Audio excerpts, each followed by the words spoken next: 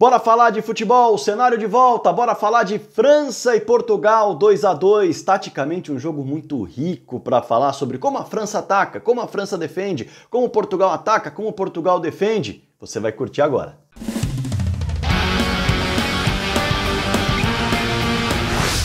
Bora falar de futebol então? Inscreva-se no canal do Fragoso, deixa o seu like que é fundamental e também, claro, depois do vídeo deixe o seu comentário. É claro que eu tô esperando, né? Com uma opinião, com um elogio, com uma crítica construtiva, com o que você bem entender. É importante pro vídeo que você deixe o seu comentário, inscreva-se, ative o sininho e, claro, deixe o like também. Vamos começar então? Como será que a França ataca? Como será que a França defende? Como Portugal ataca e como Portugal defende? Prancheta no ar.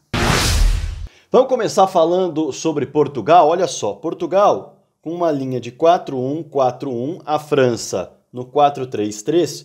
E aí a parte legal dessa história toda é que os esquemas são diferentes, mas o funcionamento ele é muito interessante dos dois jeitos. E sempre vai ser. Porque quando os esquemas são bem executados, quando as ideias são bem executadas, naturalmente qualquer esquema vai ser interessante de assistir. Há quem diga eu prefiro esse, eu prefiro aquele, eu acho mais legal ver jogo com esse. Tudo bem. Preferências, gostos, mas execução, busca por resultado, quando uma ideia é bem colocada e bem aplicada, ela é legal de se assistir e ela traz resultado. Bom, esse jogo foi 2-2 porque as duas ideias foram muito bem aplicadas.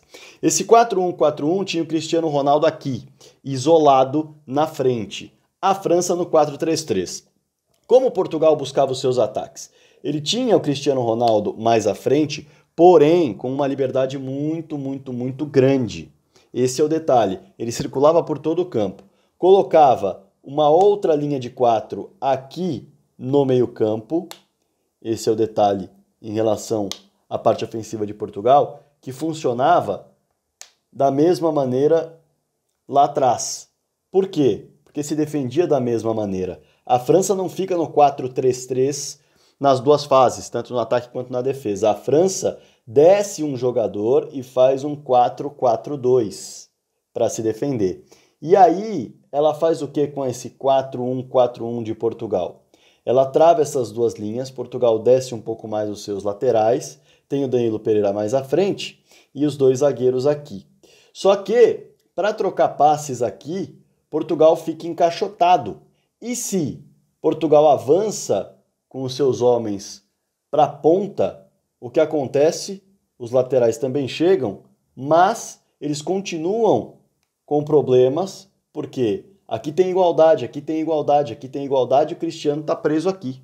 Então, a França consegue conter muito bem Portugal na forma de atacar. E justamente aí pinta a questão dos gols de Portugal. Por quê? Porque quando você não consegue trocar muitos passes por aqui, ou você não consegue fazer muitas jogadas combinadas por aqui, justamente porque você está preso e a marcação está sendo bem executada, você começa a fazer o quê? Buscar as bolas em profundidade. Aí os passes longos passam a valer.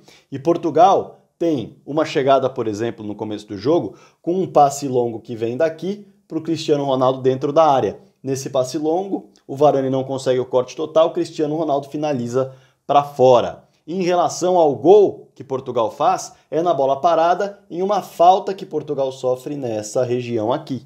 E como que ele sofre a falta? Ele sofre a falta trocando passes aqui com Cristiano Ronaldo aparecendo com liberdade.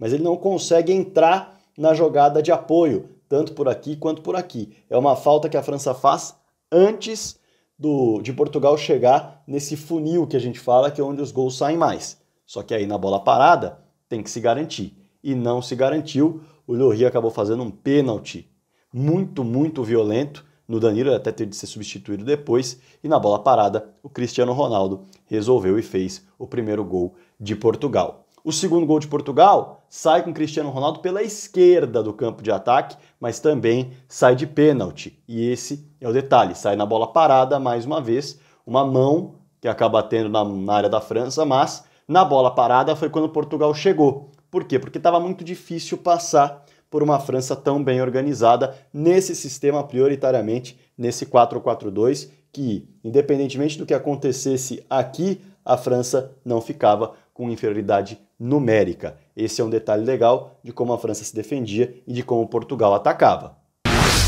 Bora pro outro lado agora, hein? Prancheta no ar. Agora vamos ver um pouquinho como a França atacava e como Portugal defendia, que também foi bem interessante, porque veja só, é um 4-3-3, mas tem o Griezmann muito livre, muito adiantado para atacar, como um meia por aqui nesse 4-3-3, e aí o Pogba e o Kanté mais atrás, Benzema centralizado, o Mbappé e o Tolisso nas pontas. Portugal nesse 4-1-4-1. O que acontecia quando a França queria atacar já no campo de ataque, né? Ela colocava os seus pontas, avançava os seus pontas, e o Benzema como centroavante, e o Griezmann, ele participava da construção da jogada pelo meio? Sim, só que muitas vezes ele se enfiava aqui, junto com o Benzema. Por quê? Quem assistiu ao jogo deve ter reparado que o Pogba estava muitas vezes armando o jogo. Os laterais desciam, os zagueiros também apareciam no auxílio à construção e o Kanté dava essa segurança. Só que aqui está todo mundo no mano a mano e muitas vezes a França utilizava da jogada com os laterais. O que acontecia? Quando o Hernandes, por exemplo, descia como um ponta e jogava para o meio um pouco mais essa linha de 4, também havia o acompanhamento do Bernardo Silva. E se acontecesse o contrário, e acontecia também muitas vezes, quando pintava uma descida pela esquerda do Koundé, o Diogo Jota estava aqui, preparado para acompanhar. Então muitas vezes Portugal ficava num 5-4, porque às vezes descia aqui, claro, num 5-4-1. Portugal se organizava muitas vezes dessa forma para travar a construção de jogada da França. E claro, com esse 5-4-1 fica muito travado. Então, muitas vezes, a França chegou a não subir com seus laterais, essa construção de jogo com o Griezmann ficava por aqui, e o que acontecia nesse tipo de jogada? Acontecia o seguinte: a França buscava as entrelinhas, e você percebeu isso com certeza. Por quê? É só olhar os melhores momentos do jogo. Olhando os melhores momentos do jogo, você vai perceber que o Pogba tem 3 lançamentos nas entrelinhas absolutamente importantes.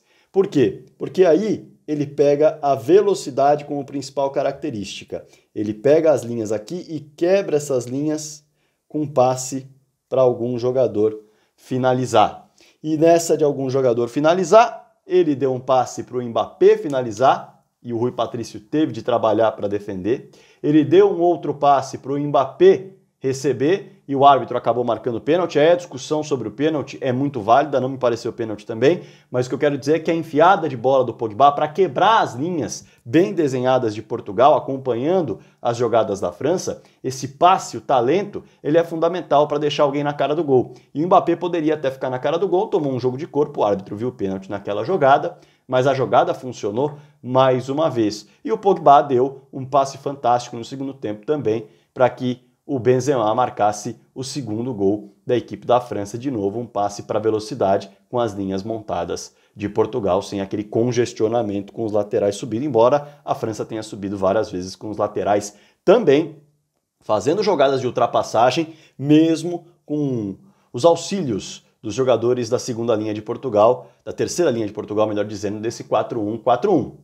Assim se comportava a França e assim se comportava Portugal se defendendo. E justamente por isso a dificuldade tão grande de se criar no jogo apoiado. Porque muita gente pode falar, poxa, mas os times não conseguiram entrar no jogo apoiado pelo meio, não conseguiram criar muito, porque havia sim uma estratégia muito bem desenhada dos dois times para atacar e para defender, mas precisava, é claro, às vezes da bola parada e às vezes do talento, porque a execução das duas ideias, tanto defensivas quanto ofensivas, mas principalmente as defensivas, elas estavam sendo absolutamente perfeitas, as execuções estavam muito boas, e a partir daí ficou difícil de criar. Mas os times deram os jeitos deles, as seleções deram as maneiras delas de criar, seja na base da falta, na bola parada, seja no passe nas entrelinhas, claro, do Pogba, que foi o melhor jogador em campo para mim. Bom, essas foram as minhas observações, espero que você tenha curtido, espero que você tenha se divertido, tenha compreendido e claro, se você discordar de alguma observação, se você tiver percebido alguma outra coisa também, quiser compartilhar com a galera aqui embaixo, sempre agregar conteúdo é o que eu quero e se você pode agregar, também agregue aqui nos comentários. Não deixe de se inscrever no canal, ative o sininho, deixe o seu like, como eu disse, comentário aqui embaixo. Se você quiser ser membro, eu vou ficar muito contente. Bora falar de futebol!